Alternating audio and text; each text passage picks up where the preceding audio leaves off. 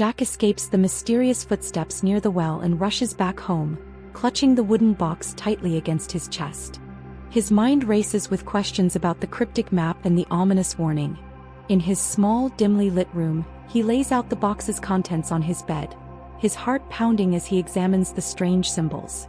He decides to confide in his best friend, Mike, the only person he trusts. The next morning, Jack meets Mike in their usual spot. Mike listens intently as Jack recounts the night's events, his expression shifting between intrigue and concern. "We shouldn't mess with this, Jack," Mike says, his voice low. This feels dangerous.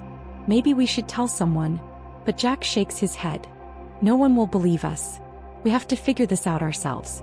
What if it's connected to the things happening in the village?" Reluctantly, Mike agrees, though unease lingers in his eyes. The boys make a plan to sneak away early the next day, using the map to guide them into the forest. The following morning, the boys pack a few supplies and slip out of the village unnoticed.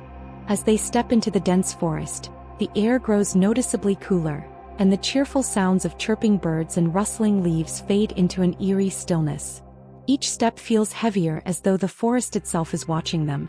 Strange symbols like those on the map are carved into the bark of ancient trees. The symbols seem to glow faintly in the shadows, and a low hum fills the air, almost like a distant chant. Mike glances around nervously. "This place, it doesn't feel right, Jack."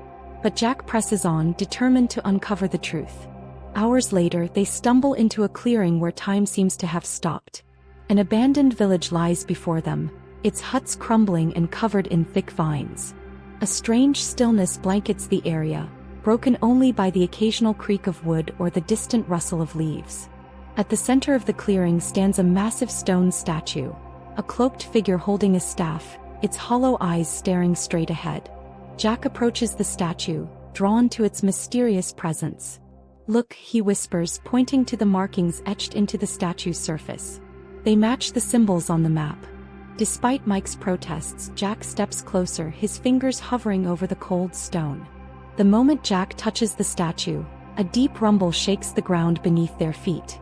The statue's eyes flicker, glowing with an unearthly light. A deep, gravelly voice echoes through the clearing. "You should not have come here." The boys stumble backward, terror gripping them. The statue begins to move, its stone limbs grinding as it steps down from its pedestal. Its staff slams into the ground, sending out a shockwave that knocks Jack and Mike off their feet. The boys scramble to get up as the statue slowly advances, its glowing eyes fixed on them.